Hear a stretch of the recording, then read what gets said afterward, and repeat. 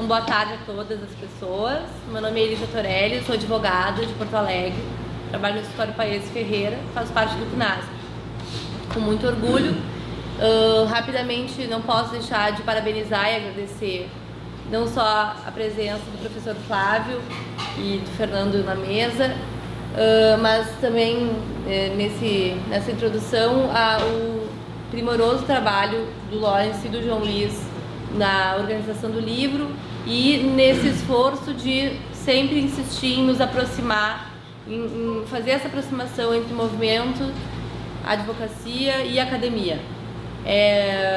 Esse movimento que eles fazem é importante para que a gente siga se nutrindo desses outros saberes tão deformados que somos pelo direito. A mesa de hoje, desse momento, ela vai falar sobre a questão previdenciária, sobre a reforma, sobre a questão orçamentária, com o professor Flávio, que já nos prestigiou com suas outras palestras, duas outras palestras em duas outras ocasiões, mais uma vez nos brinda com a sua participação brilhante. E o Fernando, nosso decano, vai... Também tem que chamar de decano, não é? Nos brinda também, enfocando na situação do servidor público, nesse tema que ele é uma expressão de um dos nossos principais desafios no que diz respeito a essa disputa de narrativa que já há anos a gente reconhece que se coloca diante de nós. É uma disputa de narrativa que a gente percebe que a gente está perdendo, seja porque a gente luta contra um conglomerado da grande imprensa que está na mão de 5 famílias, seja porque a gente também luta contra todo... novos aparatos que a direita cria e se reinventa para propagar suas ideias e fazer avançar a sua pauta. A gente lida desde ontem, assim, paira no ar, assim, quando a gente fala de recrudescimento do conservadorismo e das forças reacionárias, eu penso, não tenho vontade de falar, mas a gente não pode deixar de nomear estratégias como, por exemplo, tem o MBL, que a gente vem enfrentando, como mais um mecanismo que a direita tem a seu favor para propagar suas ideias. Então, falar sobre reforma da Previdência é a gente buscar conhecimento para seguir nesse esforço de estabelecer novas estratégias de comunicação para traduzir esse nosso juridiquês, esse nosso economês, para que a classe trabalhadora compreenda o impacto que está prestes a sofrer caso avance, já está sofrendo com a reforma trabalhista em poucos dias e passará a sofrer com relação à reforma previdenciária. Então, entre as máquinas que a gente enfrenta, eu estava lendo um livro, O Ano Zero da Alemanha, do Edgar Morin, em que ele escreveu com 25 anos, por ter ido à Alemanha para estudar a realidade imediatamente posterior à Segunda Guerra Mundial. E uma das questões que ele percebe é que a principal estratégia usada para difundir o ideário nazista, ela não foi apenas a propaganda de Goebbels, tida por bem sucedida, como principalmente a indústria do boato, do boca a boca.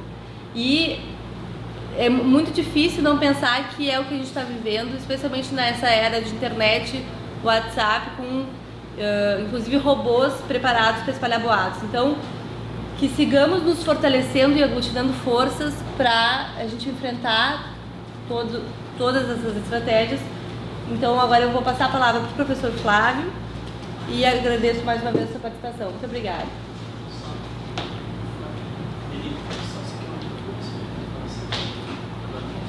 Se estiver funcionando bem, eu prefiro.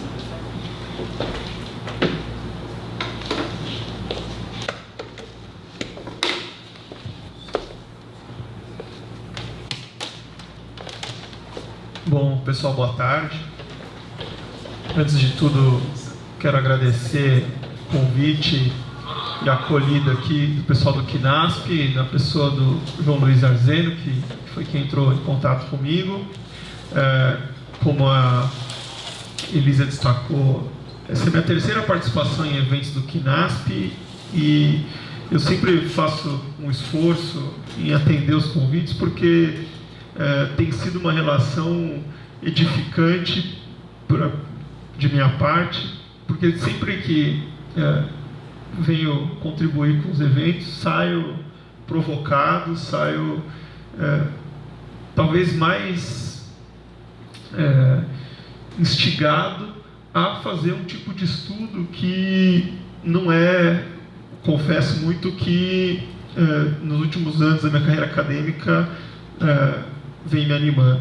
Porque eu, inclusive, fico muito feliz de estar aqui, especificamente na Escola de Serviço Social da UFRJ, que é a casa do grande Zé Paulo Neto, que é o mestre de todos nós que lidamos aí com uma perspectiva de materialismo histórico dialético no mundo.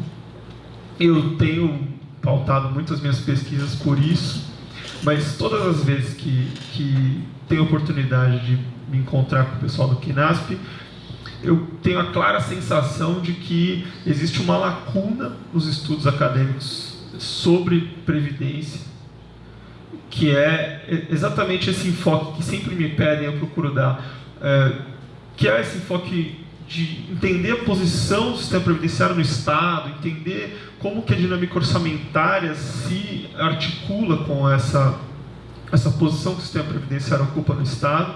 E a cada vez que eu me encontro com vocês, eu fico mais convencido de que a previdência do servidor público desempenha um papel central na compreensão da posição que o sistema previdenciário ocupa no Estado. Então, eu vou procurar hoje aqui aprofundar um pouco mais até algumas reflexões que eu venho desenvolvendo, como disse, muito provocado por essas minhas participações anteriores, na tentativa de ir aos poucos solidificando uma produção de conhecimento que venha a preencher essa lacuna. Eu imaginei até em princípio que eu ficaria numa posição aqui meio de um peixe fora d'água, porque estou falando aqui de previdência num painel que é todo constituído sobre essa relação do regime jurídico do servidor público, mas eu fiquei muito bem impressionado com a mesa anterior, que eu escutei quase toda, porque lá na Faculdade de Direito da USP eu sou coordenador do projeto de extensão que lida com o fenômeno da greve. Então, várias das falas dialogaram muito com algumas coisas que a gente vem produzindo. Eu sou sindicalizado pela ADUSP, que é uma seção da Andes, então estava com uma colega. Eu fiquei até com vontade de intervir em várias coisas, mas isso depois a gente conversa no café. O meu objetivo aqui hoje é, então, tentar compreender um pouco como que a Constituição se articula como texto e quais as consequências que isso coloca para a política previdenciária voltada ao servidor público e quais as diferenças que ela tem em relação à política previdenciária para o trabalhador do setor privado e o que isso interfere na dinâmica orçamentária, para a partir daí investigar um pouco algumas incompreensões recentes do que vem sendo a organização orçamentária do sistema previdenciário brasileiro, tanto do setor público quanto do regime geral, e como a gente pode ler esse fenômeno numa perspectiva comparada com experiências recentes em nível internacional. Eu planejei essa fala muito impactado por uma experiência que nós tivemos no início desse semestre lá na Faculdade de Direito da USP, que foi a de recebermos um professor da Universidade de Münster, da Westfália, da Alemanha, que foi ministrar juntamente comigo e com outro professor lá da casa uma matéria de pós-graduação lidando com a transição dos regimes previdenciários do leste europeu, das antigas repúblicas soviéticas, na sua reconversão ao capitalismo na pós-queda do Muro de Berlim. Aquilo foi uma oportunidade ímpar de leitura do que é a organização orçamentária no sistema previdenciário, porque, ao mesmo tempo em que mostra como vários dos nossos problemas que nós enfrentamos hoje no debate sobre previdência, sobre a reforma previdenciária, já foram, em certa medida, enfrentados em vários outros países, mostra também a relação íntima que existe entre a constituição da economia capitalista e a organização do regime previdenciário. Então, assistir esse professor Steinmeier, descortinar esse processo da reconversão ao capitalismo e do quanto havia de universalidade, do quanto se passa por uma lógica de comutatividade nesse pós-queda do Muro de Berlim, foi uma experiência muito interessante. Eu vou buscar reproduzir uma parte dela aqui, do que interessa para o nosso tema, aqui para vocês. Mas eu iniciaria propriamente o meu raciocínio observando que nós temos uma Constituição que passa por um processo constituinte muito peculiar, que levou essa Constituição a ser dividida em 10 partes, que deram o nome de títulos, né? 10 títulos. E essa divisão, em parte, depois foi organizada por uma comissão de sistematização. Então, embora ela tenha essa perspectiva muito dividida, ela tem uma sistematicidade. E cada vez mais me chama a atenção o quanto que essa sistematicidade tem mais recados nas entrelinhas do que nós estamos acostumados a pensar. Porque esses 10 títulos são articulados de uma determinada forma que não é aleatória. Essa é uma primeira constatação que eu acho importante. Então, ela tem eu diria, talvez não seja a melhor palavra, mas que ela é quase hierárquica, essa forma de articulação. Porque ela começa com os princípios fundamentais, depois vai para os direitos e garantias fundamentais. São os 2 primeiros títulos. E o terceiro título, logo depois dos princípios fundamentais, dos direitos e garantias fundamentais, é a organização do Estado. Título 3, organização do Estado. E eu chamo a atenção para o fato de que esse título 3, organização do Estado, ele vem antes da Constituição, da organização dos poderes, ou seja, da parte que se trata de poder executivo, legislativo e judiciário, vem antes da defesa do Estado das instituições democráticas, fala dos momentos graves, como estado de sítio, estado de defesa, antes da parte de tributação, de orçamento, ordem econômica e financeira e ordem social. Os 2 últimos títulos são disposições gerais e o ato das disposições transitórias. Mas percebam que a Constituição atribui uma relevância muito destacada para a organização do Estado, que é o terceiro título, como eu disse, logo após os direitos e garantias fundamentais. E neste título 3, Organização do Estado, no capítulo 7, trata da administração pública. E dentro desse capítulo, tratando da questão dos servidores públicos, onde se localiza o artigo 40, que é o artigo que lida com a previdência do setor público. Ora, este artigo 40, portanto, não só está fora, como está bem distante, colocado muito antes, numa posição de maior proeminência, do que o trecho da Constituição que se inicia a partir do artigo 201, que trata da Previdência Social, e que está no título chamado da Ordem Social. Esse destaque é fundamental para que nós entendamos algumas questões que se localizam na dinâmica orçamentária da Previdência Social. E aqui eu coloco essa questão em suspenso para falar um pouco sobre como a Constituição trata o problema do orçamento, para depois conseguir amarrar essas 2 questões. Então, quando a Constituição se coloca a tratar de orçamento, e isso está lá no título 6º, Tributação e Orçamento, a Constituição define 3 tipos de leis, que são as chamadas leis orçamentárias: plano plurianual, lei de diretrizes orçamentárias e lei orçamentária anual. e estabelece que a lei orçamentária anual será composta de 3 peças orçamentárias: o orçamento de investimento das empresas públicas, o orçamento fiscal e o orçamento de seguridade social.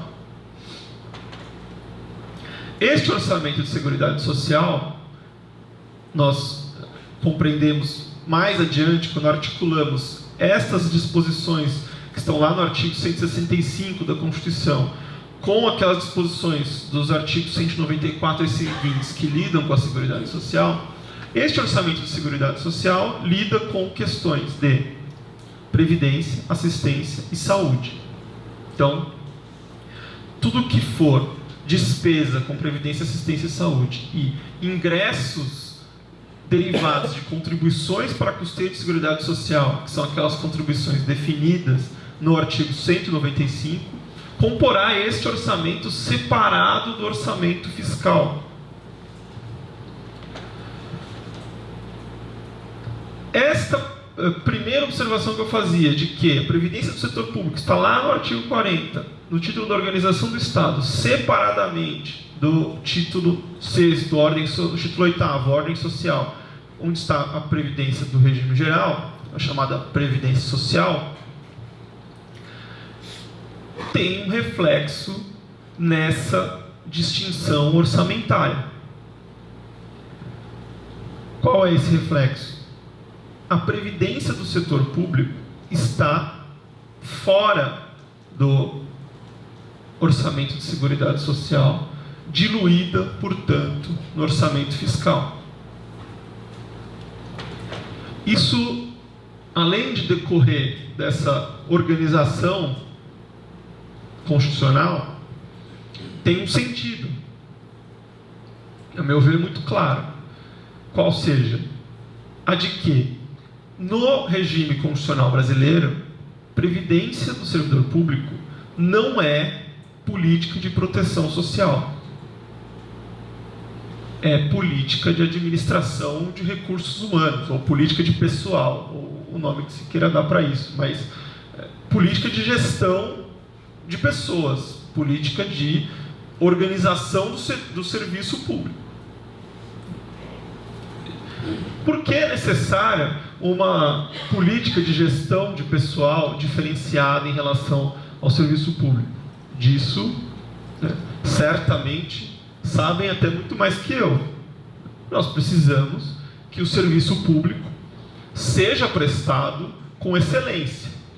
E aí, recuperando a questão que foi colocada aqui na mesa anterior, não uma excelência baseada em modelos de gestão empresarial, mas que está baseado na redução de custos e maximização de resultados financeiros, mas uma excelência na perspectiva do usuário do serviço público.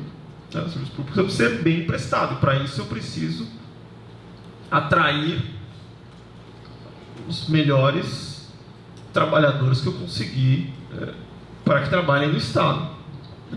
E isso, historicamente, vem sendo feito de algumas maneiras. A primeira delas, exatamente essa, a política política previdenciária aplicada aos trabalhadores.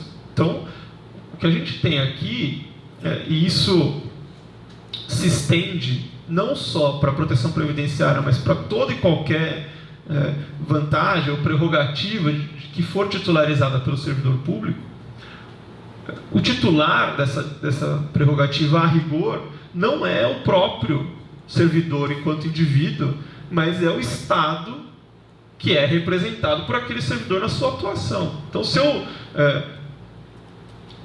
garanto melhores condições previdenciárias para um servidor público em relação ao trabalhador segurado do regime geral, eu o faço na perspectiva de atrair os melhores trabalhadores para o serviço público e não na perspectiva de criar, de certa forma, castas entre os trabalhadores.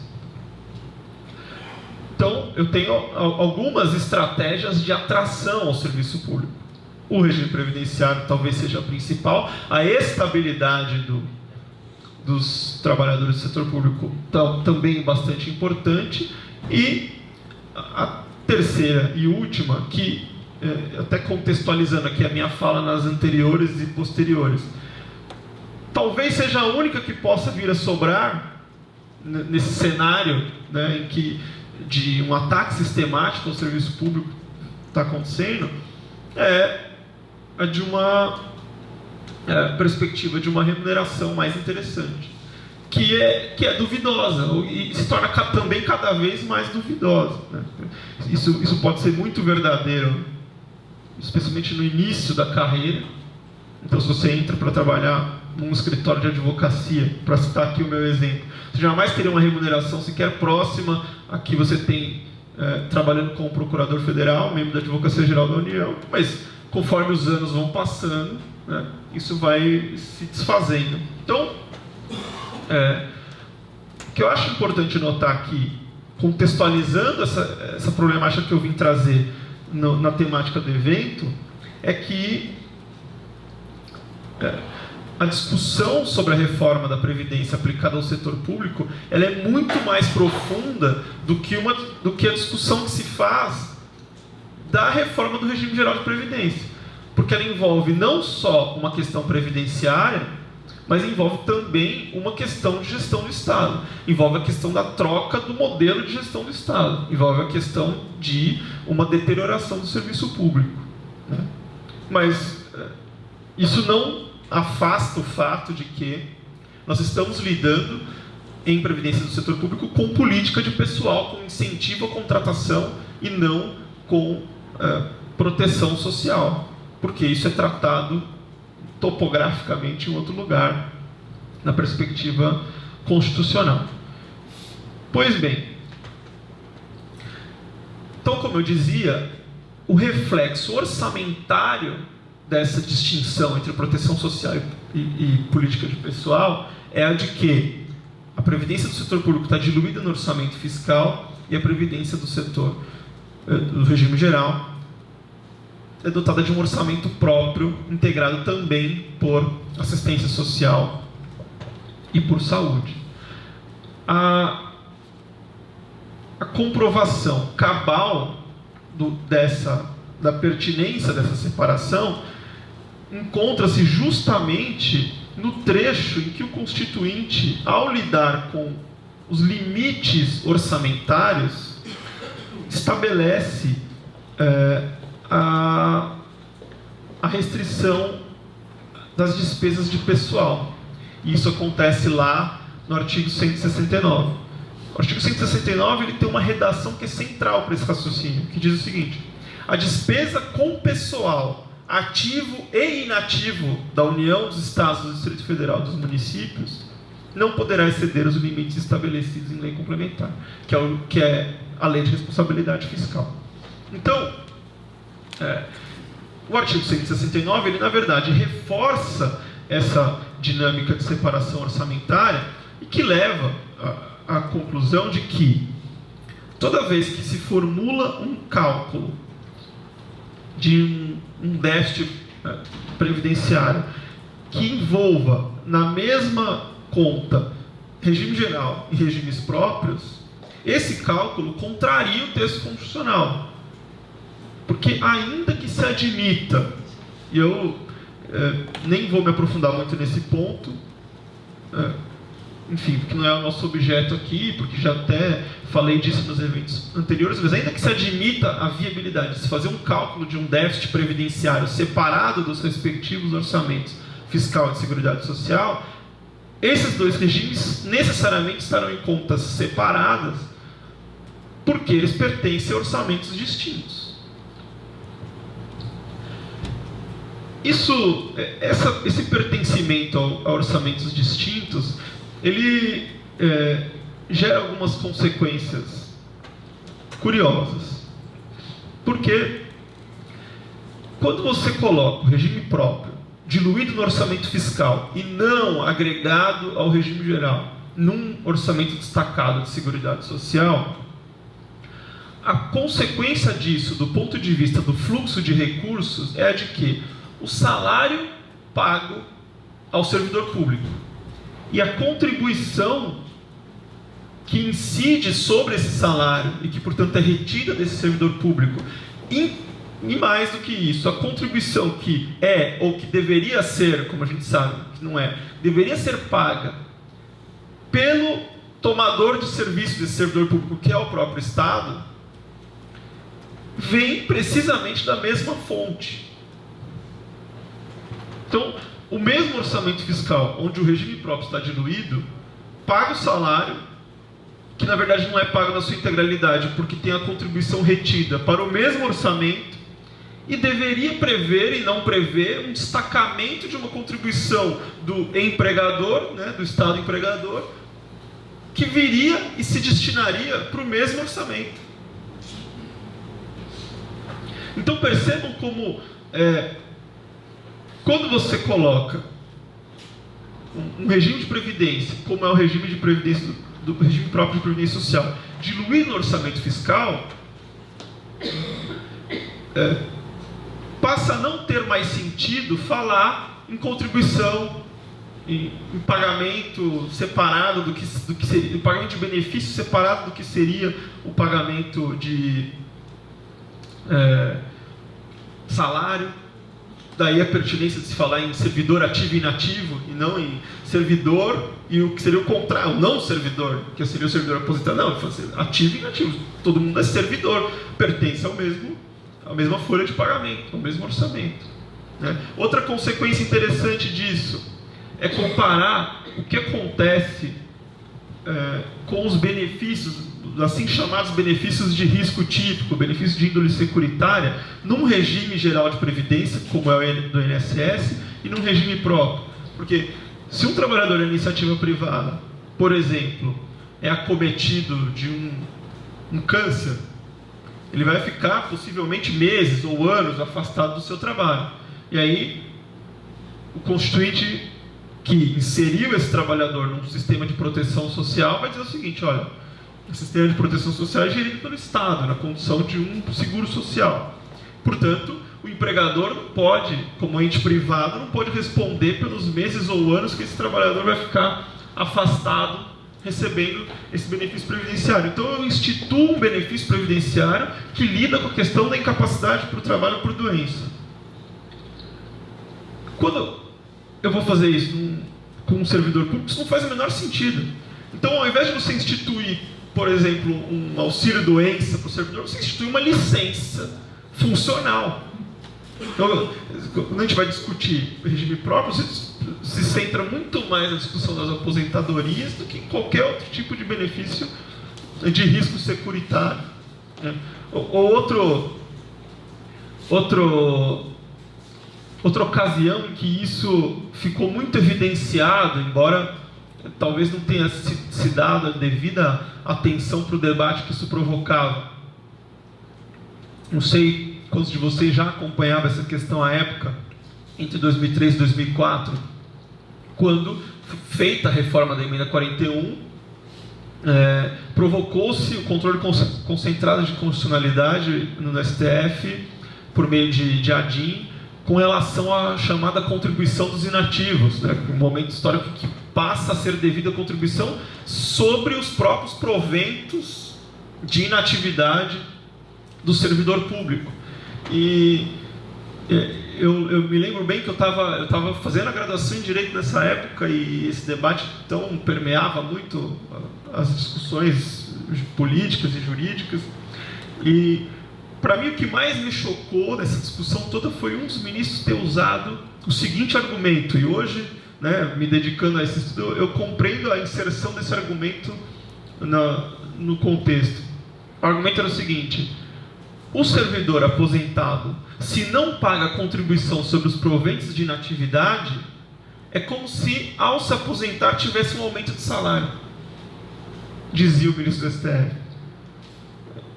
Bom, para além do absurdo ético e político que está implicado nesse argumento, o fundo dele mostra exatamente isso. Quer dizer, se a contribuição retida, a contribuição paga pelo empregador, e o salário vem da mesma fonte, do mesmo orçamento, você fica sem saber o que é ingresso e o que é saída, né? E de fato, se você se aposenta, Não, na minha ótica, isso não é ruim, ou pelo contrário. Mas, no ponto de vista dos fatos, o argumento desse ministro tinha lá, quer dizer, o proveito líquido recebido fica maior se você não retém contribuição, porque o ativo retém e o inativo não retém. Isso é um problema? Não é um problema, mas isso evidencia que essa diluição no orçamento fiscal não faz sentido falar num fluxo de caixa separado de ingressos e receitas, de contribuição e de pagamento de benefício. Isso vai estourar, na sua máxima expressão, eu diria, nos municípios sem regime próprio. Porque no município sem regime próprio, o próprio servidor público efetivo, como vocês sabem, é segurado do regime geral de previdência social.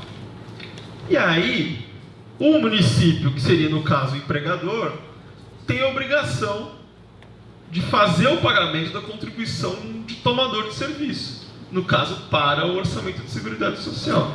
E aí, também, vocês que têm essa lida prática na advocacia com serviço público, provavelmente sabem concretamente que os maiores devedores de contribuição de tomador de serviço para a Previdência são os municípios sem regime próprio. Ninguém paga isso aí. É tão naturalizada na perspectiva do gestor público o fato de que a previdência do seu servidor está diluída no orçamento, que parece absurdo ele ter que repassar a verba do orçamento municipal para o INSS fazer a gestão disso. Né? Então, chegado o ponto até aqui, é interessante observar quais são as perspectivas envolvidas nessa reforma proposta aí, que vem no sentido de equalizar o nível de proteção previdenciária dos regimes próprios do regime geral, sem, entretanto, integrar esses regimes numa única dinâmica orçamentária, e fazer um cotejo disso com algumas experiências internacionais. Nosso sistema, ele tem um problema muito sério de ter passado por uma sucessão de transformações e reorganizações sem uma compreensão exata de como se dava a sua forma de organização. Isso porque até 88 nós tínhamos um regime próprio de servidores que era muito mais integrado ao orçamento fiscal do que ele é hoje, porque até 88, mais propriamente até a emenda de revisão 3 de 93, não sequer se cogitava de obrigatoriedade de pagamento de contribuição, né? O que a Constituição hoje chama de caráter contributivo remonta a uma reforma de 98. Então, ainda que a contribuição tenha se tornado obrigatória em 93, ele ainda não se organizava no que seria uma lógica contributiva, ou seja, de pagamento e recebimento ostentando uma comutatividade entre si, né, que é própria da dinâmica de seguro social. Então a gente tinha um regime próprio muito mais integrado ao orçamento fiscal do que ele é hoje, e nós tínhamos um regime geral que funcionava no que é a conformação típica de um seguro social, uma gestão separada do Estado, do orçamento do Estado, mas separada de qualquer outro componente do orçamento do Estado. Então o INPS tinha uma autonomia financeira orçamentária muito superior à de que goza o INSS hoje, porque essa autonomia do INSS está diluída no orçamento de seguridade, envolvendo outras duas áreas de proteção social, saúde e assistência. Isso não acontecia até 88. E esse seguro social do até então INPS, que funcionava até 88, ele funcionava talvez de forma mais adequada do que a que funciona hoje, porque, em razão dessa gestão separada, você conseguir implantar na prática aquilo que se chama, na teoria do orçamento previdenciário, de um regime de repartição com cobertura de capitais. Ou seja, um regime que opera propriamente numa lógica atuarial securitária para os benefícios de risco típico, que são os benefícios por incapacidade, os benefícios devidos aos dependentes, por morte, reclusão, etc. E opera numa perspectiva de constituição de reservas e de acumulação de recursos para os benefícios chamados programados, que são as aposentadorias. Isso vem como herança lá das caixas de aposentadorias e pensões da década de 20, passa pela dinâmica dos institutos e chega, de certa forma, ao INPS. Basta ver que até 1966 eram os institutos previdenciários que faziam política habitacional. Então, eles eram proprietários de inúmeros imóveis que eram financiados para os trabalhadores filiados, ou seja, eles tinham uma forma de acumulação de reservas para fazer frente aos pagamentos dos benefícios programados, que não conseguem funcionar numa lógica atuarial propriamente dita, que envolve a ideia de risco, envolve a ideia de que alguns vão receber e outros não. O auxílio-doença é feito para isso, a aposentadoria por idade não. A aposentadoria por idade pensa no cenário em que todos recebem. Então, a gente pega em 88 esse sistema e coloca ele num sistema de natureza universalizante, que é um sistema de seguridade social, que, embora mal organizado, tende a uma dinâmica de universalidade e de ampla publicização, no sentido de o Estado assumir para si aquilo, de se aproximar de uma política social menos do que de uma política seria quase um seguro mesmo, um investimento, que era o que a gente tinha com o INPS até 88.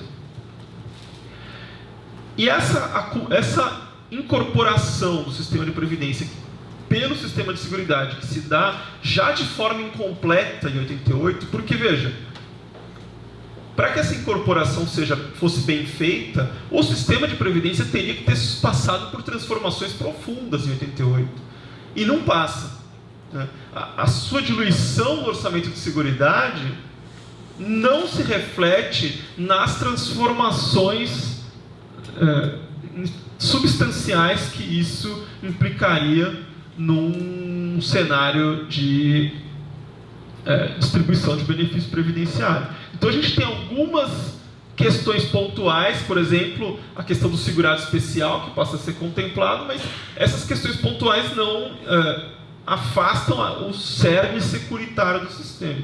Só que aí você, ao invés de ter aquela repartição de cobertura de capitais funcionando de maneira própria, você usa esse sistema que a gente tem hoje, que é o pay as you go, ou a repartição simples, que leva a toda essa discussão se tem déficit, se não tem déficit, se o fluxo de caixa bate ou não bate. Isso que já era problemático com a Constituição de 88, fica pior, porque este não era e não é o projeto do Banco Mundial para a Previdência mundo afora.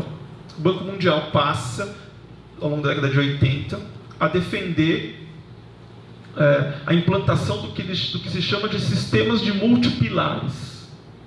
Então, o que são sistemas multipilares? E, gente, a Europa praticamente inteira funciona nessa lógica. Sistemas de multipilares, que é algo semelhante ao que se passou na Argentina, que é o que foi feito a partir de 2003, mas que se consuma com a instituição do FUNPRESP no Brasil, no regime próprio de servidores públicos,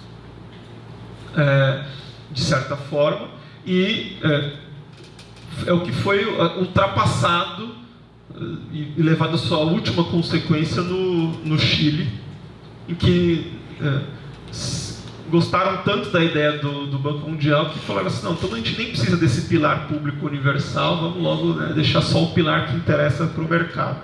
Mas aquilo foi uma experiência radicalizada tão mal feita que O próprio Banco Mundial recomenda alguma coisa mais light do que aquilo, né? Que é o cenário argentino, o cenário europeu e o nosso cenário de regime próprio. O que eles chamam de pilares, né? Um pilar público universal que atende toda a população numa lógica de proteção contra a pobreza. Então, normalmente, isso é destinado ao que seria considerado no nosso sistema de seguridade uma política de assistência social. Porque desvinculado da prévia necessidade de trabalho. Isso é importante. O nosso sistema de previdência permanece até hoje vinculado a essa dinâmica da proteção do trabalhador, que é o que o difere da política de assistência. Na perspectiva do Banco Mundial, isso não se coloca dessa forma, né? A proteção previdenciária multipilares admite o que nós chamaríamos no nosso regime constitucional de assistência como um pilar básico do regime de previdência social. E aí, daí para cima, desse pilar público para cima, as soluções variam, mas no geral, o que o Banco Mundial preconiza é um pilar obrigatório ligado aos ganhos de trabalho, mas organizado na perspectiva da capitalização, e um pilar complementar, facultativo. Então, esse sistema do Banco Mundial é pensado para ter 3 pilares. Isso foi implantado na Europa inteira, especialmente no leste, até em razão desse processo de reconversão ao capitalismo pós-89, que já foi feito muito sob o influxo do Banco Mundial, até porque esses países todos receberam empréstimos do Banco Mundial e para receber tinha que implementar essas condições previstas aí pelo banco. A grande questão que se coloca aqui é, primeiro, qual o tamanho de cada um desses pilares? Porque o multipilar em si, considerado dentro dos marcos de uma democracia capitalista contemporânea, ele não é bom ou ruim. Porque o espaço que existe para a definição dos tamanhos dos pilares é determinante do que isso vai significar em termos sociais. Basta que, por exemplo, nós compararmos a situação de 2 países em que, no geral, a população não costuma reclamar da Previdência, que são a Alemanha e a Dinamarca.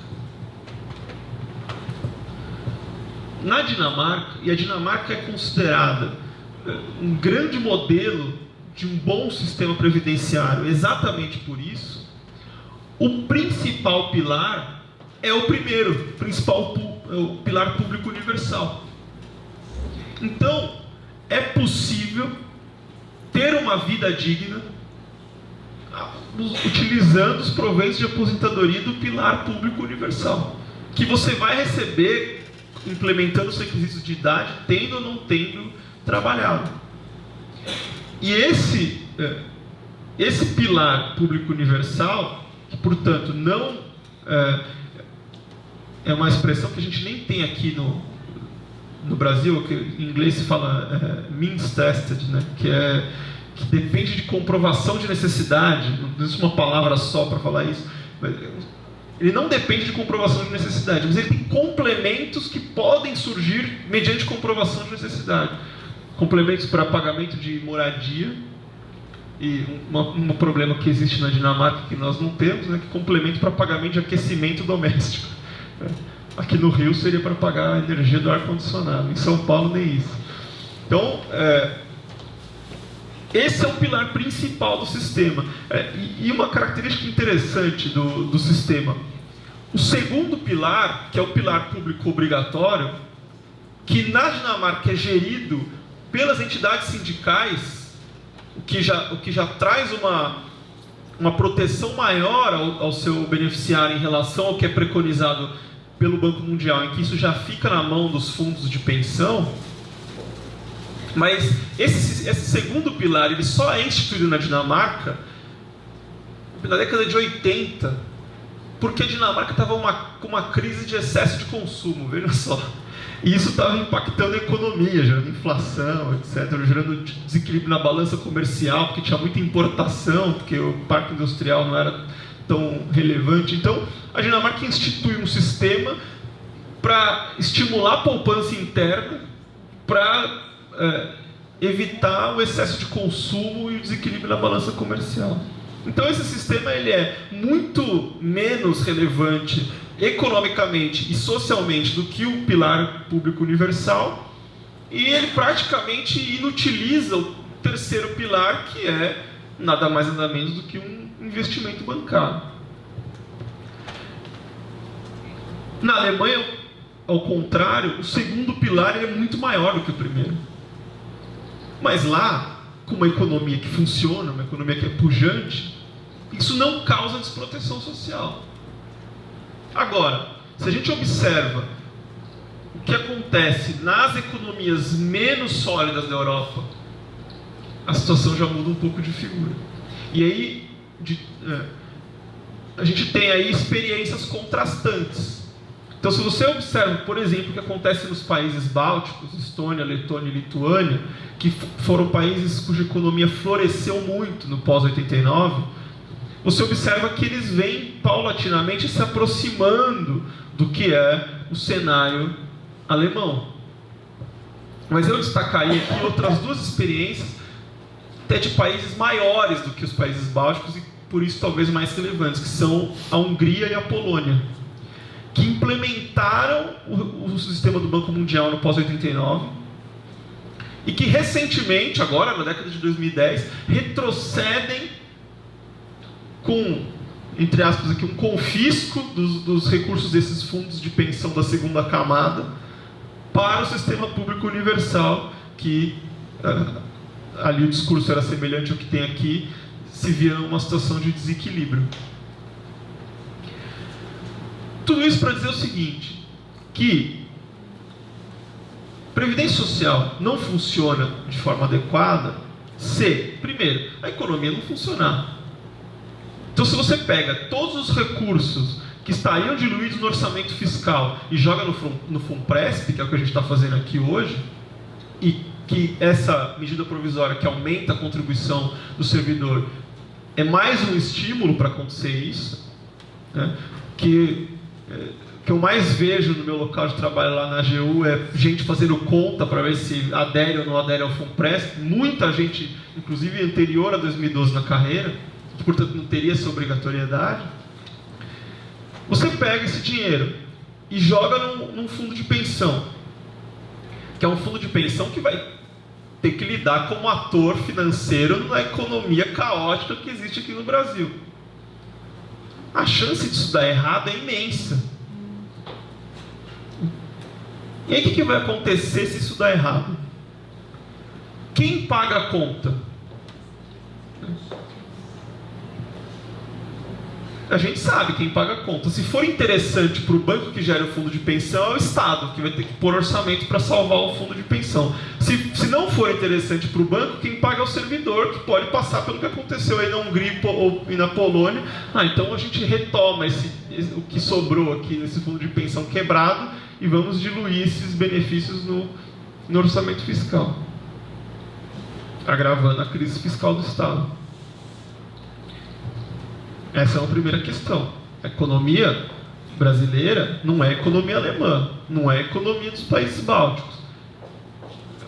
Com sorte, ela é parecida com a Hungria e com a Polônia, né? Mas a gente não tem a União Europeia, então, quer dizer, é muito otimismo pensar que a gente consegue uma organização de economia próxima da Hungria ou da Polônia. Dinamarca, né, não preciso nem citar, porque é outro planeta quase, comparado aqui com o nosso caso. Mas tem uma questão ainda pior, e que é uma questão de democracia, que é o seguinte: se a proteção previdenciária do servidor público, como política de gestão de pessoal do Estado, e não como política de proteção social, está diluída no orçamento fiscal, portanto sendo financiada por tributos e sendo paga para esses servidores, quem decide forma de financiamento e forma de distribuição é o eleitor, por meio de seus representantes. Se o sistema de representação política funciona bem ou não, são outros 500, mas, em princípio, ele pode funcionar, né? Você pode eleger aquele que te representa para dizer, não, meu interesse é que o Estado capte dinheiro dessa maneira e remunere seus servidores de tal maneira. Portanto, você tem um componente democrático envolvido. Porque o financiamento se dá pelos tributos. Quando a proteção previdenciária é concentrada no segundo pilar, que é colocado na mão dos fundos de pensão geridos pelo capital financeiro, quem sustenta esse pagamento é o mesmo público. Seja o contribuinte dos tributos, seja o pagador de juros para o sistema financeiro, são as mesmas pessoas, concordam? Quem está pagando juros, quem está pagando tributos são as mesmas pessoas. Mas se o financiamento se dá via tributo, você interfere no destino. Mas se o financiamento se dá via juros, quem decide é o capital financeiro internacional que comanda esses fundos de pensão, não é você.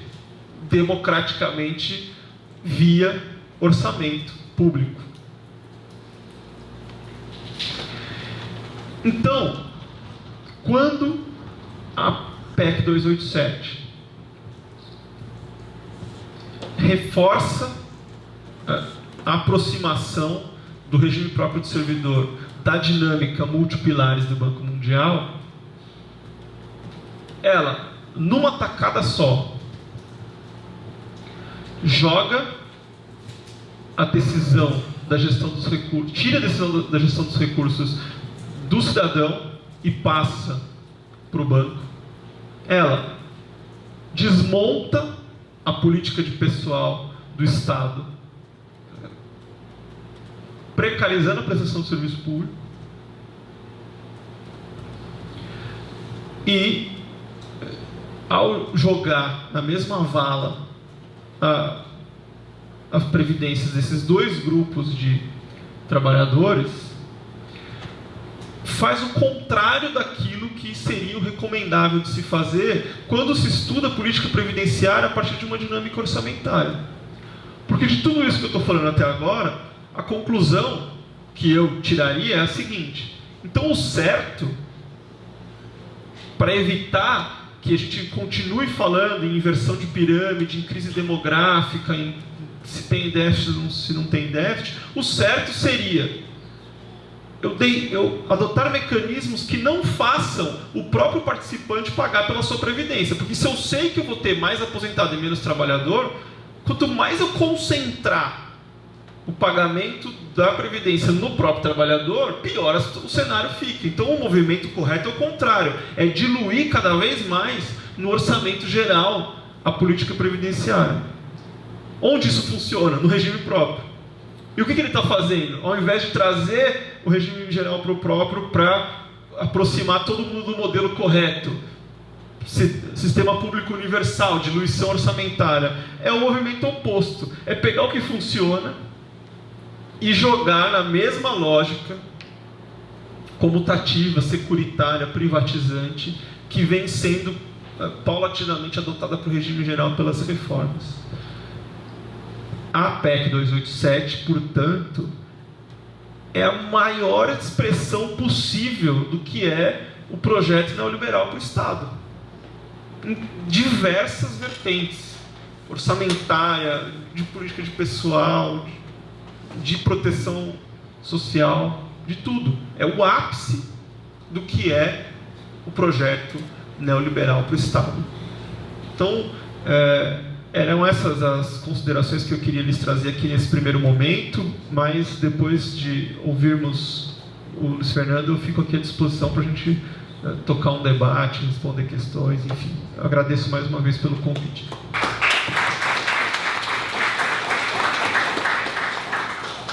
Muito obrigada, professor Flávio. Já passo desde logo a palavra para o Luiz Fernando. Boa noite a todos.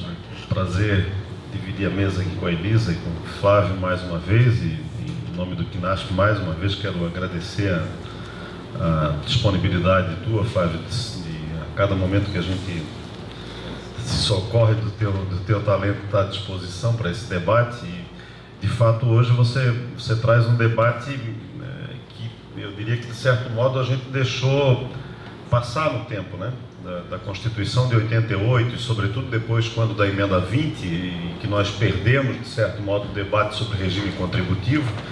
De lá para cá, eu acho que todos nós admitimos que o regime é contributivo, regime do servidor público, e, portanto, passamos a fazer uma discussão só sobre os enfoques que o próprio governo define sempre, né? Idade mínima, tempo de contribuição, déficit, etc. E esse debate, particularmente na questão do setor público, ele é insustentável para o nosso lado, porque o regime no setor público é deficitário, né? Pelo menos nos regimes estatutários e na União, e na imensa maioria dos estados cujo modelo é estatutário, o regime é deficitário por conta de uma série de razões de Estado e de políticas governamentais que foram adotadas ao longo dos tempos, né? Demissão incentivada, não contratação de servidores, não recomposição de força de trabalho, etc. Estado neoliberal, Estado mínimo, enfim, nós não penso que permanecer de fato nesse debate dentro da tentativa de criar um regime previdenciário claramente contributivo no setor público, ele é impossível. Ele não se recupera mais. Nós não teremos jamais no setor público uma relação contributiva de 3 por 1. Jamais, né? Nós já estamos com menos de 1 por 1 e jamais teríamos condições, sobretudo com as novas tecnologias, etc., de supor um Estado que tivesse 3 ativos para cada aposentado. Portanto, eu acho que esse debate que você propõe, esse tema que você recoloca agora, penso que deve ser um dos temas, uma das questões centrais do nosso debate no próximo período. Até anotei aqui, antes de mais nada, fazer uma ressalva, porque na mesa anterior eu fiquei meio angustiado de sentir que a coisa estava tão para baixo, ou pelo menos algumas falas tão para baixo em torno da atuação do movimento sindical, para dizer que o movimento sindical venceu a batalha da reforma da Previdência, gente. E nós não vamos dizer que a gente conseguiu vencer a batalha da reforma da Previdência, pelo menos nesse momento? Venceu, e não venceu por conta só da crise política, etc. Venceu por conta da resistência que se conseguiu estabelecer do começo do ano até aqui, do final do ano passado até aqui, muito por conta das greves gerais que foram realizadas, das mobilizações, etc. Porque a gente tem o Nelson Rodrigues já dizia aí muito isso, né? Nós temos esse espírito de, quando vencemos, parece que não fizemos absolutamente nada. E nesse caso eu acho que a gente venceu. Venceu, claro que momentaneamente, né? Existem até alguns amigos meus aqui que dizem que talvez fosse melhor ter a reforma, porque num governo fraco como esse, a reforma seria fraca. E daqui a um ano, vence um novo presidente da República, que seja ele qual for, fará uma reforma pesada, né? Então, mas enfim, de qualquer modo, acho que mesmo assim nós temos que comemorar que vencemos agora. Mas em relação aos servidores públicos, eu acho que a questão que você coloca me parece fundamental. E quero levar um pouco atrás essa questão para lembrar que quando aprovada a Constituição de 88 e logo depois, uma das questões que para mim mais simboliza aquele movimento da Constituição de 88, quanto ao conjunto de garantias dadas aos servidores públicos lá na Constituição, dentre as quais estabilidade, aposentadoria sem regime contributivo, foi a opção logo depois pelo regime estatutário. Isso foi uma decisão também do governo da época, inclusive fazendo conta, né, de quanto custaria contribuir para a Previdência Pública, mais FGTS, etc., contribuir para o regime geral, mais FGTS, mas a opção pelo regime estatutário é uma reiteração da opção que a Constituição de 88 fez, por um regime de servidores públicos com uma série de garantias que incentivassem o ingresso dessas pessoas no setor público. E na época, inclusive, com o argumento de que o Estado não tinha tantas condições financeiras de disputar diretamente com o setor privado salário. Eu acho que esse quadro salarial mudou em algumas categorias, mudou bastante, né? Como mencionou aí, a advocacia pública, a área de fiscalização, etc., mudou razoavelmente de lá para cá, mas o quadro lá em 88 era um quadro de serviço público recebendo valores no setor federal absolutamente insignificantes. Então, de fato, a manutenção daquele Estado, ou aquele Estado que se pretendia criar com a Constituição de 88, exigia que o serviço público fosse atrativo para profissionais de qualidade, como é a história desde o começo do serviço público no Brasil. Então, eu acho que esses elementos aí em relação à questão previdenciária, nós temos mesmo, concordo contigo, temos que voltar a debater, voltar a utilizar, inclusive para fugir das armadilhas que nos colocam sempre quando nós discutimos o tema previdência e colocamos num campo de igualdade servidores e trabalhadores do setor privado, que é, esse tem privilégio, esse não contribui, esse tem aposentadoria integral, esse tem isso, tem aquilo. Claro, porque nós estamos comparando coisas que teoricamente deveriam ser iguais, né? E não são iguais, evidentemente não são. Então acho que é um debate que você traz para a gente no dia de hoje bastante interessante. E acho que ele deve ser visto por nós no próximo período, nós que eu digo, movimento sindical, nós advogados, com um outro cuidado. No setor público, se a gente continuar pensando o regime como contributivo, ele só tem a piorar, e piorar drasticamente. Os 14%, do meu ponto de vista, são fichinha perto do que virá por aí, se nós continuarmos aceitando que é um modelo previdenciário clássico. Gente, tem novo PDV na praça, não tem mais contratação de servidores públicos, não haverá por 20 anos contratação de servidores em atividade, para uma massa de servidores públicos atuais envelhecida, grande parte dela já, cerca de 60% em condições de se aposentar, só não se aposenta por alguma questão ali relativa às gratificações de desempenho que não incorporam, etc. Mas nós vamos ter, nos próximos 10 anos, e indo mais à frente, nos próximos 20 anos, piorada sobremaneira a atual relação ativos e inativos no setor público.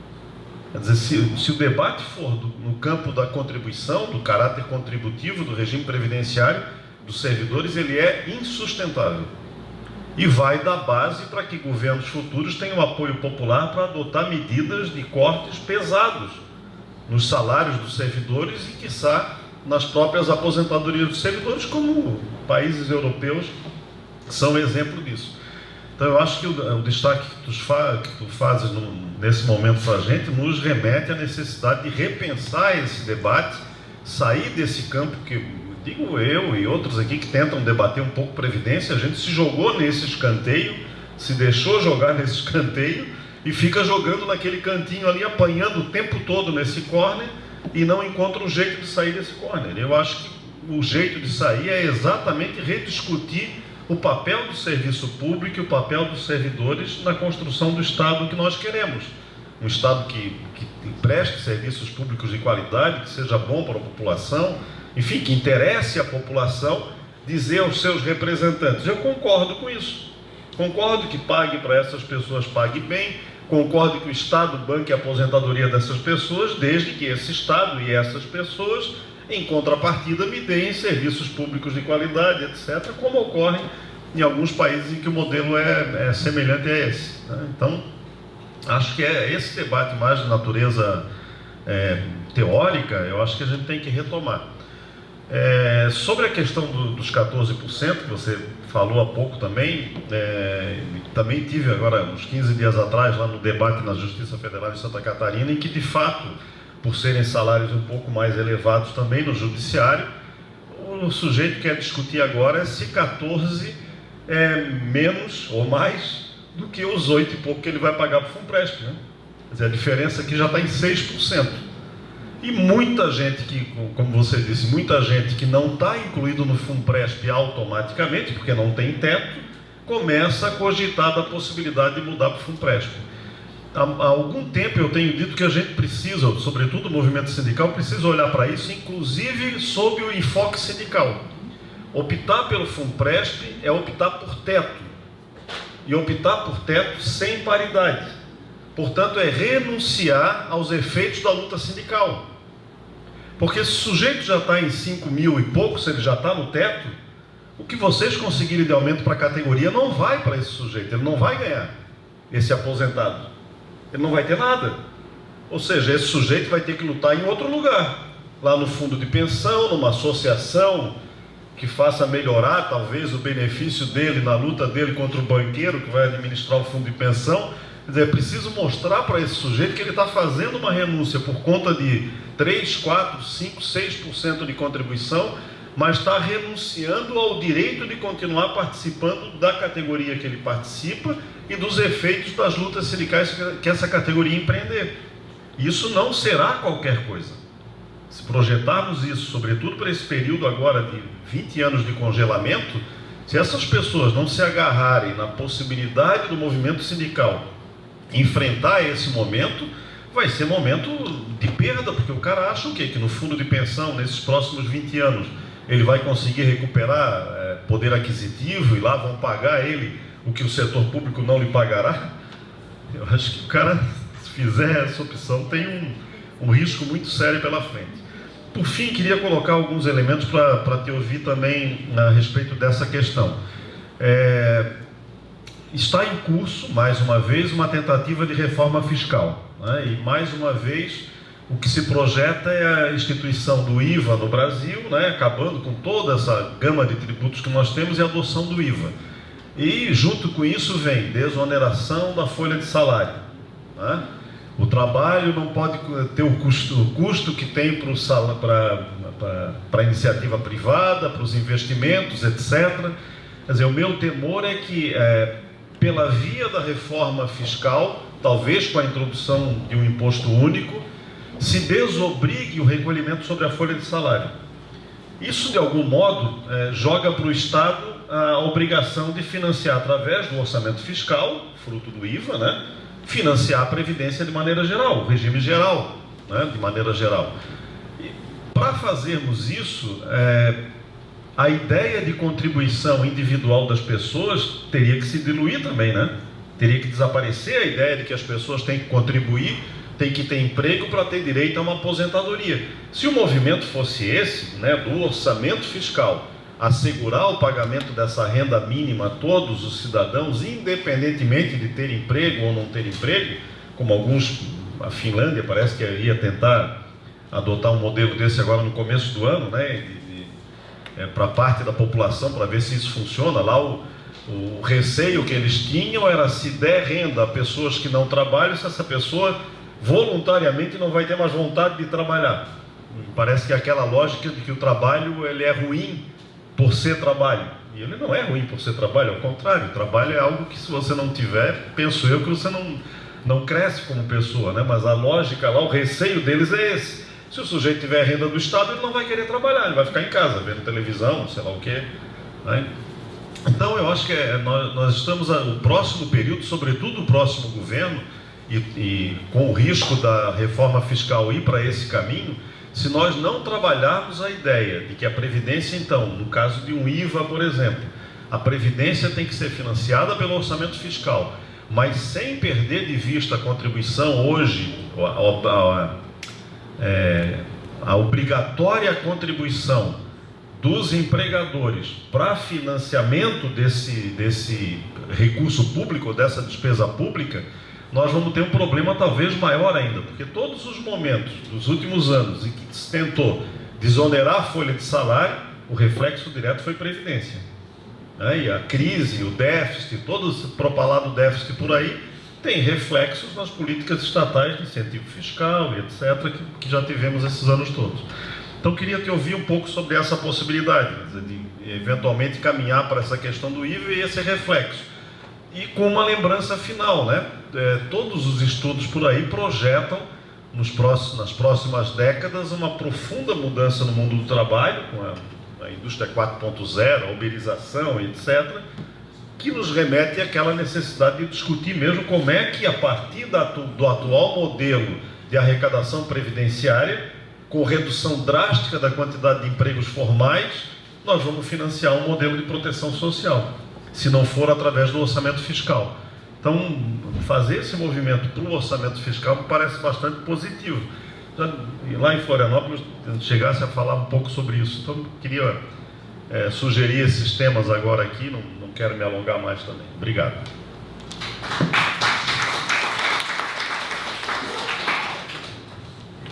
Pessoal, então nós estamos abrindo primeira rodada de inscrições. Vamos seguir a sistemática de 3 por vez, 3 por bloco, pedindo que as falas sejam de 2, 3 minutos no máximo. Tem 2 pessoas inscritas. Então, primeiro é o Marcelo Trindade. Vou fazer aqui no enxerrar o Marcelo Trindade, advogado de Curitiba. Do coletivo. Colorada. Jesuíta. Tá, tu me botou coisa. Precisa do microfone. Ah, não, vem você pra cá, desculpa. É que ele não vai fazer isso, não pega na ligação. Se você quer aparecer no cinema lá, tem que... Bom, pessoal, eu acho que o professor Flá tocou numa questão que há muito tempo, inclusive, eu venho pensando já em relação a essa discussão da reforma da Previdência, né, que é o fato de que a Previdência, na realidade, ela só vai poder se sustentar no futuro se nós pensarmos como uma política de Estado, uma política de financiamento de Estado, inclusive, da Previdência. E não apenas pensando num regime contributivo. Não é? O Fernando colocou muito bem isso. Ora, dentro dessa política em relação aos servidores públicos, de diminuição de pessoal, a própria instituição do teto ao regime geral da Previdência do benefício, tende a haver uma diminuição na contribuição. Então, essa discussão a respeito da suposta necessidade de uma reforma da Previdência, ela não termina nunca. Não é? Se tivesse aprovado uma reforma mais suave agora, ao contrário, penso eu, do que aquilo que alguns dizem, que o Fernando falou, nós não teríamos depois um governo que deixasse de propor uma nova reforma da Previdência ainda mais radical. Não é? Porque essa discussão não termina nunca, ela só vai terminar quando não existir mais Previdência Social. Porque tem que entregar tudo ao mercado. Então, cada vez mais, o mercado vai querer se apropriar daquele dinheiro que seria investido na Previdência Pública. Então, assim, eu acho que é importante nós pensarmos nesse aspecto de que a Previdência, nós não podemos defender ela como algo que apenas se sustenta porque as contribuições são superiores aos benefícios pagos. Não basta nós comprovarmos que hoje a Previdência Social não é deficitária, porque em algum momento nós vamos cair talvez numa armadilha, porque ela pode se tornar deficitária, dependendo do que ocorrer no futuro. E aí entra a importância do Estado financiar a Previdência, né, que é uma política social.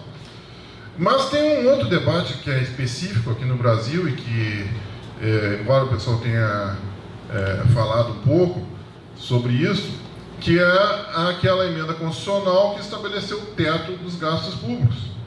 Não é? E que eu acho que tem que começar a bater nisso mais e mais ainda. Não dá para falar na defesa da Previdência e de qualquer outro investimento social sem trabalhar a necessidade da revogação dessa emenda constitucional. Como é que o Brasil vai ficar 20 anos, não é, sem aumentar um centavo no seu investimento público, somente pagando juros da dívida praticamente? E não estou falando em congelamento, porque muito se fala em congelamento, mas na realidade é redução de investimentos, é muito pior do que isso. Não é? Porque mesmo que a economia, não é, cresça, mesmo que o produto interno bruto do Brasil cresça, para onde vai aquele excedente? Não vai para investimento social, vai para pagamento de juros. Não é? As demandas pelo serviço público aumentam, porque aumenta a população, e nós temos que sustentar todo esse serviço sempre com o mesmo valor durante 20 anos seguidos. Ora, a gente tem que começar a trabalhar, e as entidades sindicais, eu acho que necessitam se atentar para isso, a ideia, né, de construir uma campanha pela revogação dessa emenda constitucional. Nós precisamos fazer o debate a respeito dessa emenda constitucional. Não é? Vocês acham que em algum momento, eu digo para vocês em poucos anos, 2, 3 anos talvez, não é, Vocês não vão ver político de direita, inclusive, fazendo campanha contra essa emenda constitucional? Se imagina o seguinte, eu sou do partido de direita, vou lá e me elejo prefeito. Tá? Aí eu preciso fazer políticas que me possibilitem, de alguma maneira, eu me reeleger. Mas eu não tenho dinheiro para nada. Eu vou me tornar necessariamente um político extremamente impopular, porque eu não tenho dinheiro e não posso utilizar o dinheiro, mesmo que eu tenha um excedente no município que eu governo, porque essa emenda constitucional limita, então eu não posso mais investir em nada a partir dali. Todo o dinheiro que eu tiver vai ter que ir para o mercado, que vai se apropriar desse dinheiro.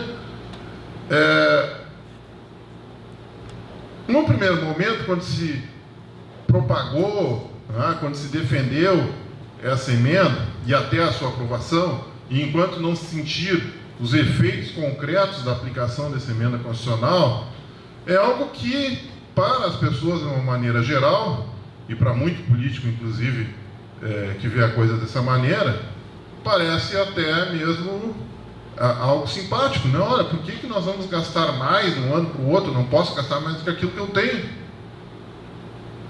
Mas na prática não é assim que funciona. Agora, para que a gente consiga continuar vencendo essa disputa, e terminando essa disputa, a defesa da Previdência Social, é fundamental que se ataque essa emenda constitucional, porque senão nós não vamos chegar a lugar nenhum, muito pelo contrário. Vão aumentar as despesas com a Previdência, e aí vai tirar dinheiro de onde para pagar? Aí o discurso da necessidade da reforma da Previdência vai dizer, olha, eu falei, não tem dinheiro para pagar o benefício, agora vocês não vão poder receber mais, porque não foi aprovada uma reforma da Previdência. É isso que vai acontecer. Mas não é porque a Previdência Social não se sustente, inclusive. É porque há uma emenda constitucional que limita o aumento de gastos. Então eu queria que vocês abordassem um pouco mais a respeito desta emenda específica. Professor Gediel, presença ilustre na plateia, que vai nos brindar depois com a sua participação aqui na mesa. Ação da palavra. Muito obrigada. Bom, em primeiro lugar, eu queria parabenizar o Fábio e o Fernando.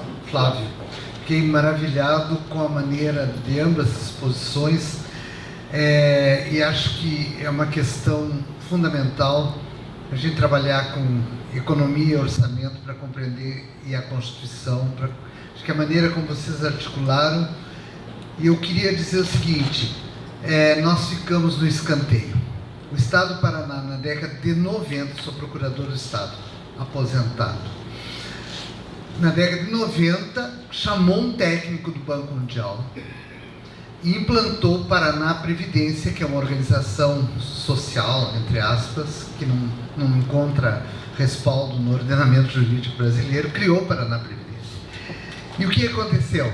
Fez uma espécie de movimento interno no Estado, e o argumento econômico, e aí mesmo servidores públicos, mesmo gente da Procuradoria, foi a favor do levantamento altarial. Não, se nós aplicarmos a Previdência no fundo de pensão, nós teremos garantido a nossa...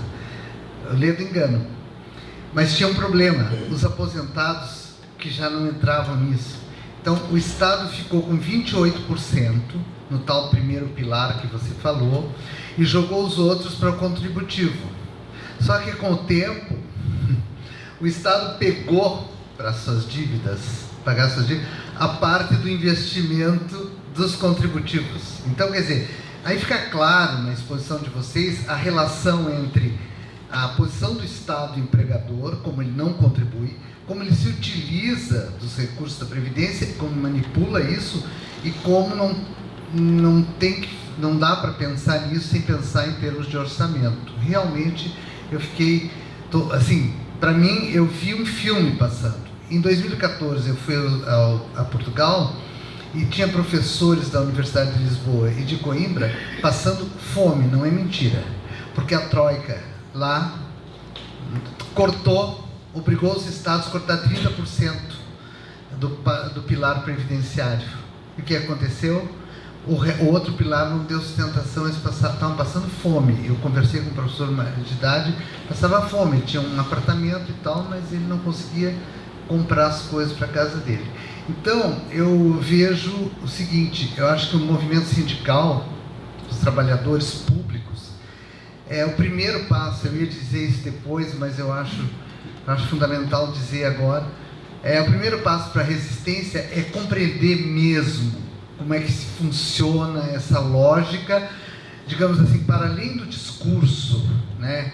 A gente tem argumentos para mostrar, bom, o senhor está optando por fazer um aporte, né, com uma diferença agora favorável, mas o senhor não vai ter. Então o servidor público tem que tomar consciência, porque tem muita gente querendo entrar nessa, principalmente quem ganha mais nas carreiras jurídicas, né?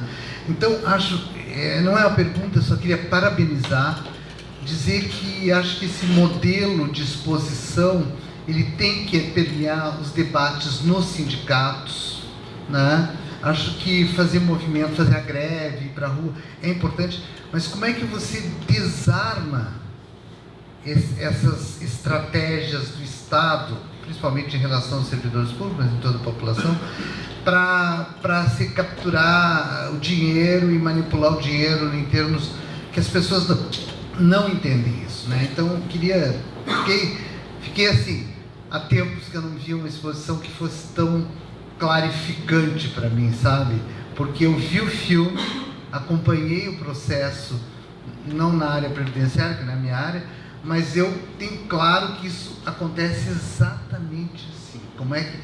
E aí o Requião, que era governador logo depois do Lerner, ele não quis cobrar a contribuição previdenciária, porque o Estado do Paraná cobra a contribuição previdenciária dos servidores públicos aposentados muito antes, fez a lei muito antes, aí o Requião não aplicou. Agora, no governo Richa, no primeiro já foi aplicado, mas já existia essa tentativa da década de 90, porque vieram 2 ou 3 consultores do Banco Mundial implantar o sistema previdenciário no Estado do Paraná. E um senhor super capacitado fez cálculos atuariais e percorreu todas as instituições do Estado, Folador, se não me engano o nome dele, apresentando as vantagens de entrar no sistema contributivo e limpar a área, porque os fundos de pensão eram o futuro dos aposentados do Estado do Paraná. Então, obrigado e parabéns. Próximo inscrito é o João Luiz. Advogado, gaúcho, radicado para... Que nasce. Não, é bem rápido, só para tentar, assim, retomar uma provocação que foi feita, eu acho, no último encontro com o Inaspos, que foi trazer à tona o regime administrativo, que é disso que nós estamos falando, né? Quer dizer, eu não acredito que, vai lá, o Estado do Rio de Janeiro, o governador do Estado, já conversei com o professor Flávio em relação a isso, né, que nós temos hoje no Rio de Janeiro, esteja tão preocupado com a solidez da previdência dos servidores a ponto de aumentar as alíquotas de contribuição aos servidores. Na verdade, o que essa pessoa está querendo é reduzir os vencimentos, né? Então, realmente não cabe, é meio esquizofrênico imaginar que o meu patrão vá cuidar da minha previdência, ele vai me diminuir salário, é isso que tem sido feito, né? E o Marcelo falou a questão da emenda constitucional 95, e eu acho que a gente ratifica a emenda, né, no sentido de dizer, nós temos que gastar menos para o futuro, quando na verdade, se tu pensa o orçamento, e tu vai ter que pensar o orçamento daqui a 30 anos, né, tu está na verdade quantificando, né, esse valor como um valor não para sustentar o ineficiente, porque a emenda constitucional 95 ela parte do que já é insuficiente para definir e eternizar a insuficiência, né? Porque tu já parte do que não funciona na educação, na saúde, etc., por falta de recurso, para dizer, bom, isso aqui é o que eu vou usar no ano seguinte, e assim sucessivamente, né? Então nós não podemos fazer essa mesmo pecado e trabalhar com o regime administrativo nessa perspectiva orçamentária. Então é só para reavivar, eu acho, só para dizer entre nós, quem sabe, que isso ninguém está inventando a roda, né? O regime administrativo já existia na antiga secretaria, inclusive a gente retomou um livro que tinha na antiga SAF, Secretaria de Administração Fazenda, antiga Secretaria Secretaria de Administração Federal, né? E que nós não estamos, mas a reelaboração disso e a retomada desse tema para nós é fundamental, e está de parabéns sim a mesa, que eu acho que abordou de uma forma brilhante esse tema. Muito obrigado. Então agora vou repassar a palavra para a mesa, que vai dialogar com esses questionamentos.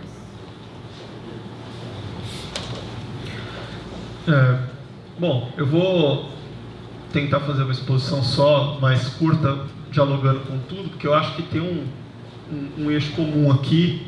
Eu acho que o professor Gidiel destacou bem, que é essa necessidade de fazer uma compreensão integrada entre direito, economia, perspectiva orçamentária.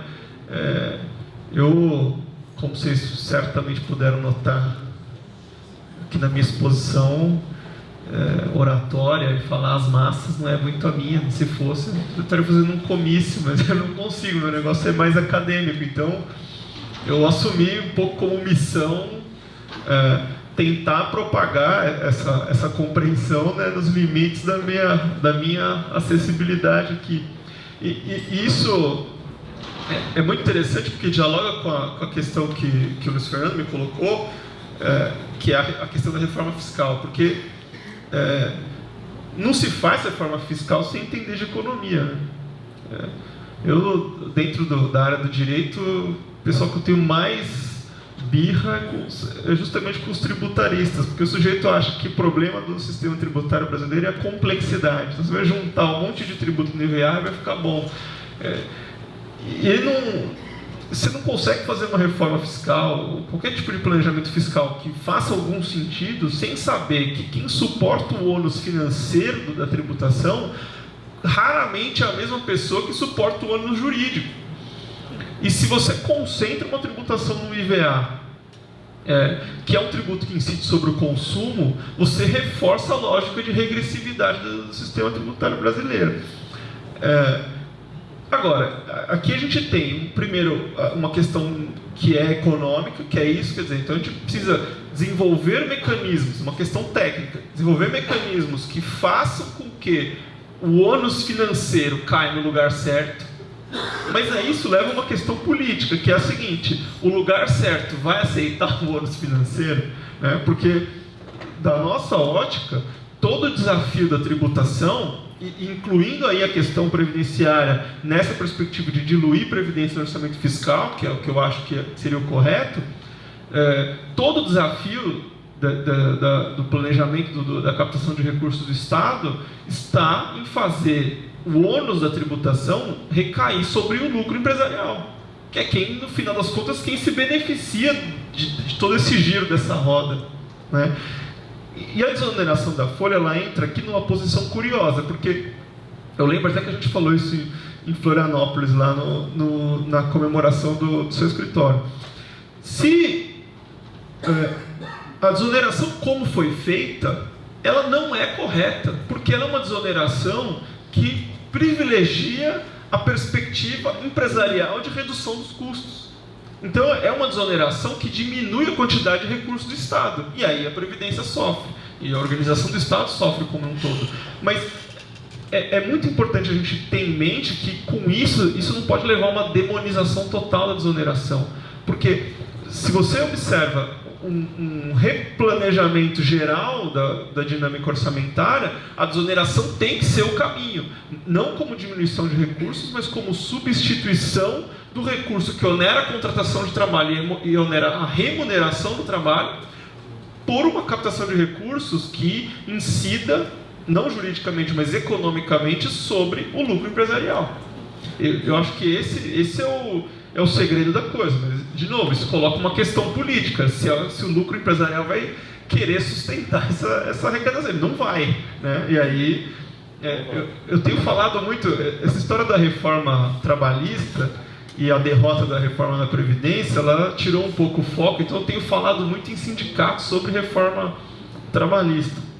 E aí alguém da mesa anterior falou isso, e eu estou vivendo isso na prática, né? Eu sempre chego lá e digo o seguinte: olha, tudo bem, vocês me chamaram, eu sou do direito, mas eu não tenho nada a acrescentar aqui para vocês, porque o negócio é mudar a correlação de forças. Se vocês acham que você vai resolver esse problema entrando com ação, pode esquecer, porque vocês vão dar com os burros na água. Aqui é a mesma coisa, né? A questão é mudar a correlação política de forças e implantar isso como solução de Estado, né? Acho que, enfim, com isso eu passei mais ou menos por todas as intervenções.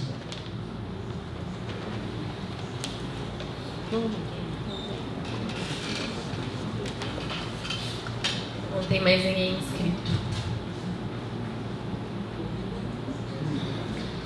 Enfim, eu vou fazer um comentário, vou me inscrever. Faz, acho que mais ou menos um mês, esteve em Porto Alegre o Thomas Piketty, economista francês. Enfim, e é na linha das falas já colocadas, mas queria dialogar sobre essa perspectiva de bem ou mal, enfim, as políticas relacionadas à Previdência, elas também são políticas de redução das desigualdades. E é o mote do Piketty, então, enfim, coloca... ele diz que nunca focou na situação do Brasil, agora que ele tem que se debruçar um pouco mais, a equipe que pesquisa, enfim, junto com ele, e fala o óbvio, que a gente já sabe, em primeiro lugar, que o índice de desigualdade no Brasil ele é escandaloso, ele só é comparável a alguns países do Oriente Médio e África do Sul, se não me engano. E ele coloca que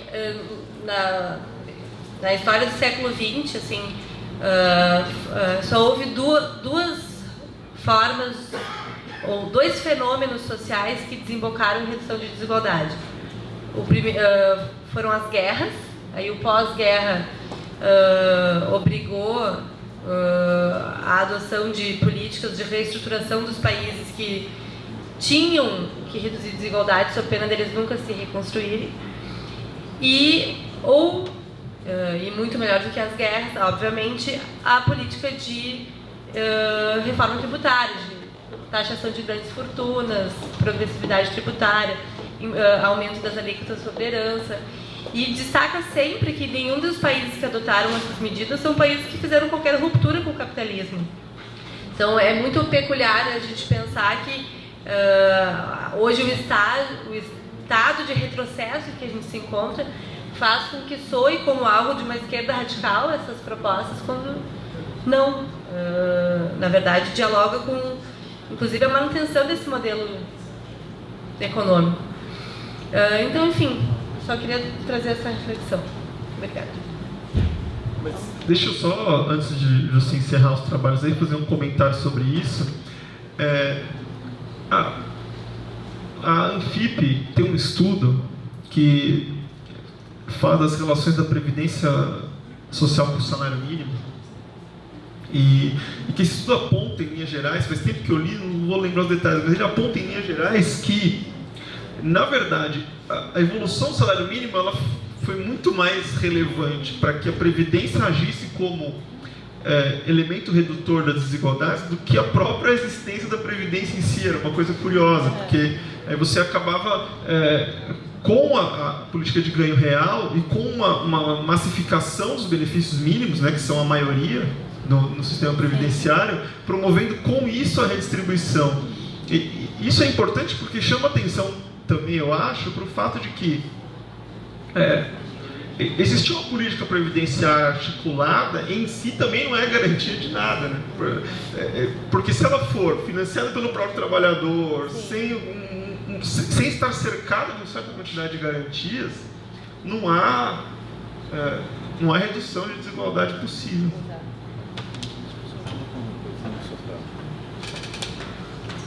Eu queria só colocar um último aspecto da experiência desse último período agora, desses últimos 10, 12 meses aí de debate sobre a reforma da Previdência, onde a gente teve várias associações de bairro, escolas, etc. Pelo menos lá em Santa Catarina a gente fez bastante isso.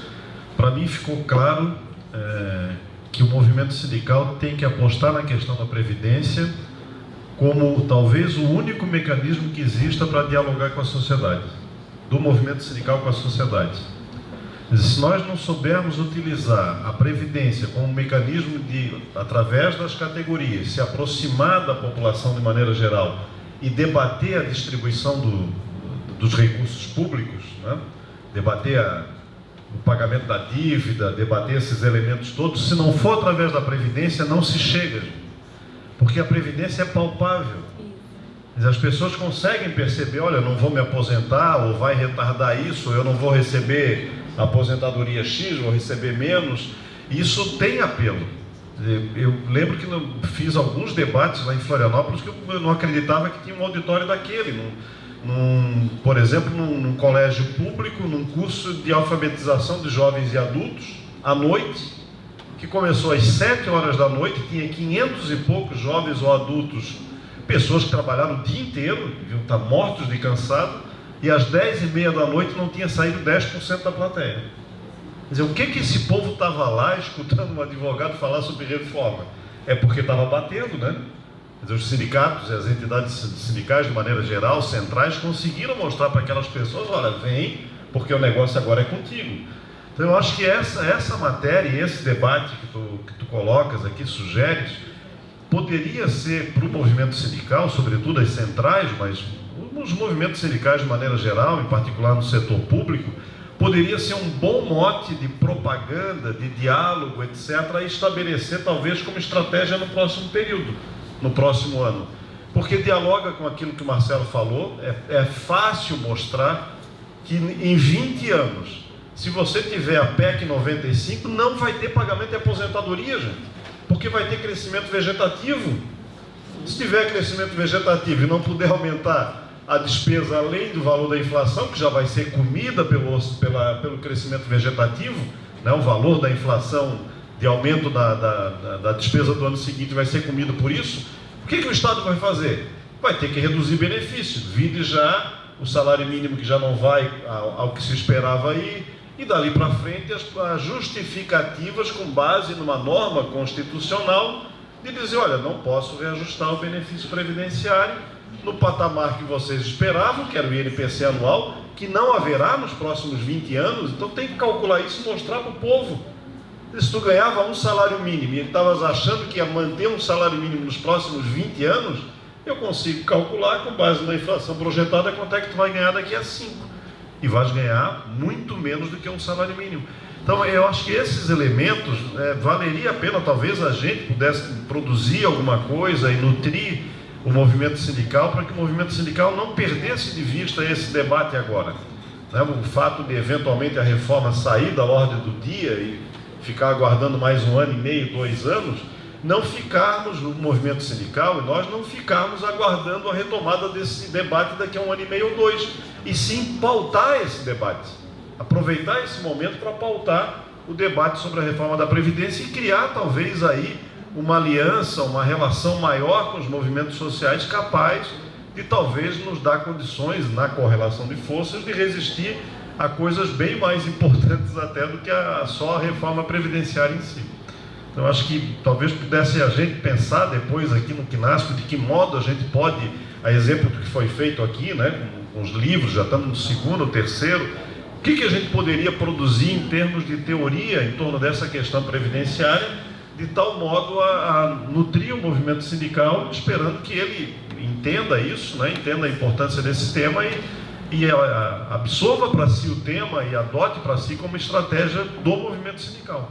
Eu acho que isso, nós como assessoria jurídica temos que propor às entidades, chamar a atenção para isso, vamos ver se a gente convence.